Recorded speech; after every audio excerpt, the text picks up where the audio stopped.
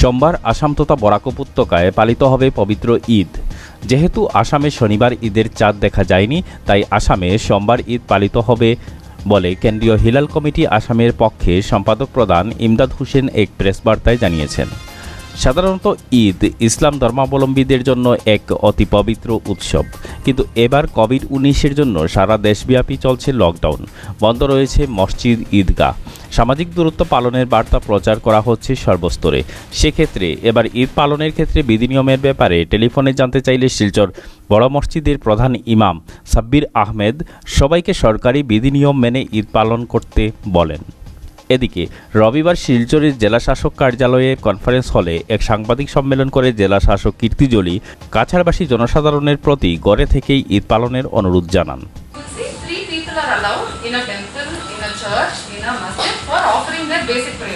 जैसे हिंदू टेंपल में हम दिया हमेशा जलाते हैं सूर्योदय पे and all of that, so those 3 people के अलावा तो कोई नहीं होना चाहिए।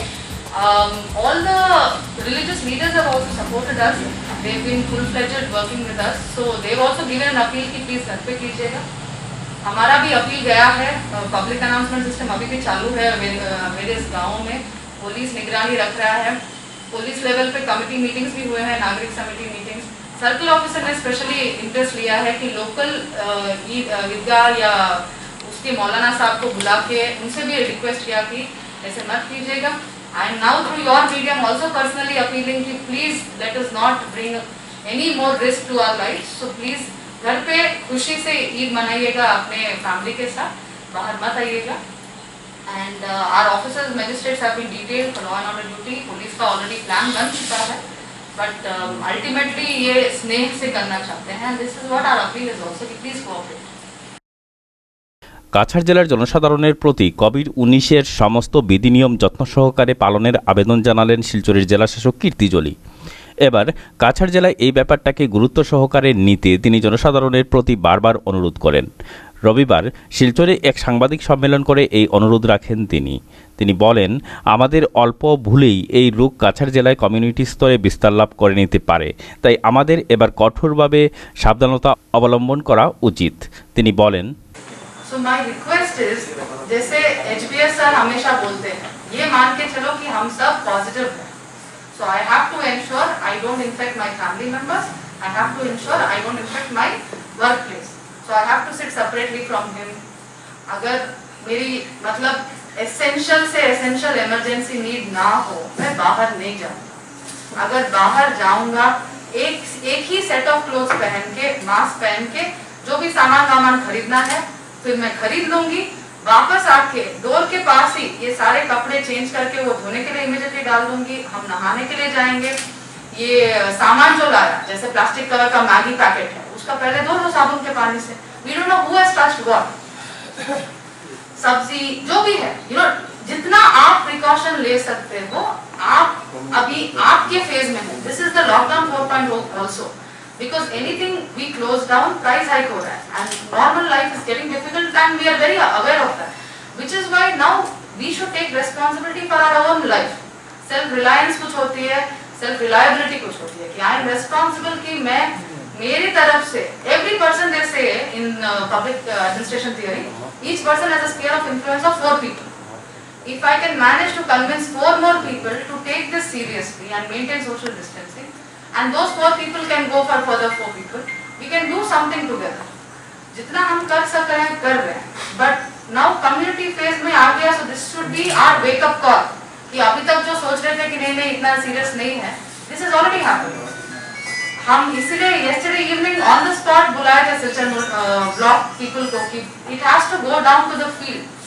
सिर्फ आप और हम नहीं, but every person even in the village, in the गांव panchayat, to take it seriously कि ये मेरी जिम्मेदारी है। इट्स नॉट समबडी की चलो जनरली देखते हैं वो फोटो लेके भेजता है कि देखो यहाँ पे भीड़ है, आप क्या करो। Why are you in the market to begin with? आप घर चले जाइएगा। Instead of monitoring other people activities, let us monitor ourselves and each individual can then take care of their own self. जैसे ये अर्चना जी का हुआ है, she is 65 years old, we are not able to understand where it came from, but clearly she didn't go out, somebody else has brought it to our house. Because they didn't take precautions. So that is what I am saying. This has to be taken seriously. Now it is in the midst of our families. So to even protect our families, we will have to take care and take responsibility. बस यही हमारा request है कि please जब तक emergency need ना हो घर से बाहर मत जाइएगा। आपका mobile phones are also big source of infection, उसको साफ करते रहिएगा। बाहर जाने के एक ही सेट ऑफ कपड़े या 2 सेट कपड़े यूज कीजिएगा, जो आते ही फिर वो धो लेते हैं।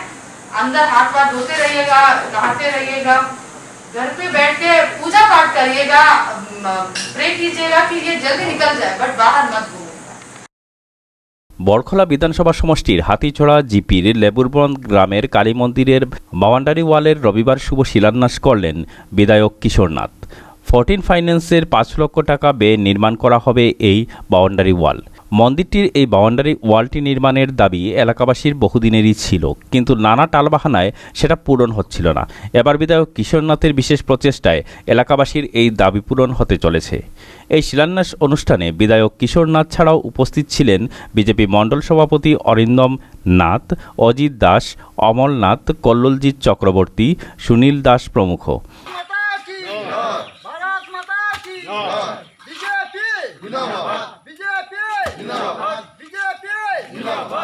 ভাবে জানেন, যার কারণে এই জিপিটা অনেক পিছ পড়ে রয়েছিল, অনেক দিন হয়ে গেছে। তা আমি চাইছি যতদিন দেরি হয়ে গেছে, এখন যাতে আর দেরি না হয়, প্রত্যেকটা কাজ যাতে খুব তাড়াতাড়ি শুরু হয় আর খুব তাড়াতাড়ি যাতে ভালোভাবে সম্পূর্ণ হয়। তা আজকে আমাদের এই প্রথম শিলান্যাস এখানে হয়েছে, তারপর আমাদের আরও 5টা শিলান্যাস করা রয়েছে। তো একটা জিপিতে 4-5টা শিলান্যাস করলেই আমি ভাবি এই জিপির শিলান্যাস হয়ে গেছে। বাকিগুলো যেটা শিলান্যাস থাকবে, জিপি সেক্রেটারি, আমাদের ভাইস প্রেসিডেন্ট আছেন, মেম্বার আছেন, আমার ভারতীয় জনতা পার্টির কর্মকর্তাবৃন্দরা আছেন, ওনারা আপনারা সবাই মিলে বাকি যেগুলো রয়েছে ওগুলো শিলান্যাস করে সুন্দরভাবে কাজগুলো সম্পূর্ণ করবেন বলে আমি আপনাদের কাছে আশা রাখছি। পরে উক্ত মন্দিরেই এলাকার জনসাধারণের মধ্যে মাস্ক বিতরণ করেন বিধায়ক নাথ।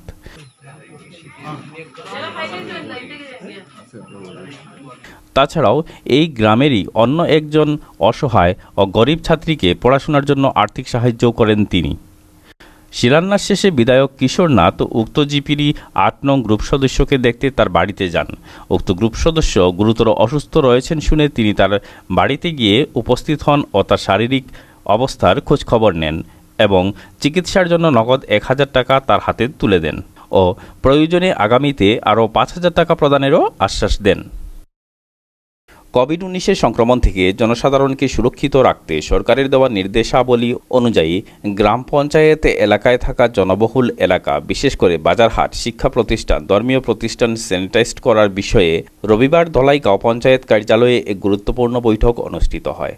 মধ্যধলাই জেলা পরিষদ সদস্য শশাঙ্ক চন্দ্র পালকে সঙ্গে নিয়ে জিপির গ্রুপ সদস্যদের নিয়ে বৈঠক করলেন ধলাই গাঁও পঞ্চায়েত সভাপতি ভূষণ পাল। সভায় সর্বসম্মতিক্রমে সিদ্ধান্ত হয় যে সোমবার থেকে পর্যায়ক্রমে জিপির প্রতিটি গ্রুপ স্যানিটাইজেশন কর্মসূচি হাতে নেওয়া হবে।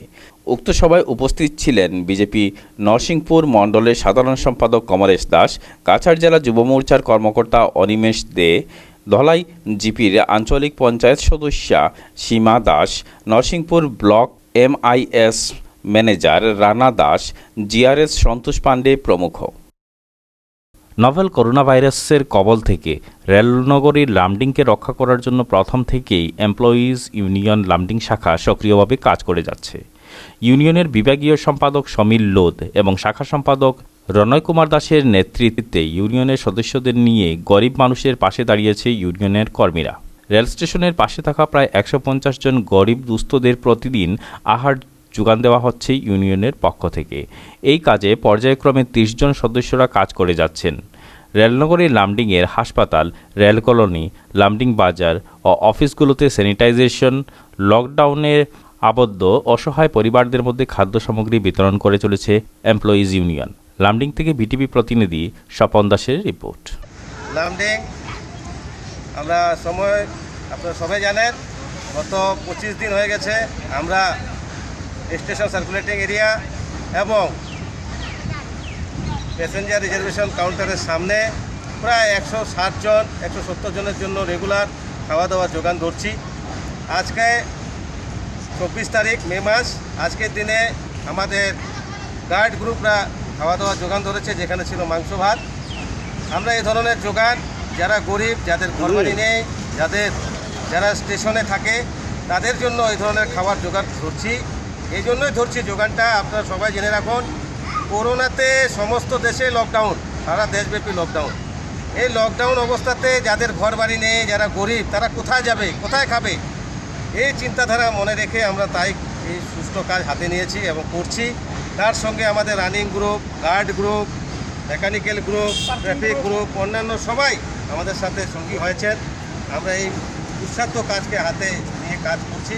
আগামীতে আমাদের এই কাজগুলো চলবে এবং যারা গরিব দুঃখীরা আছে তাদেরকে আমরা সম্পূর্ণভাবে মদত করব, এই প্রতিশ্রুতি আমাদের থাকলো।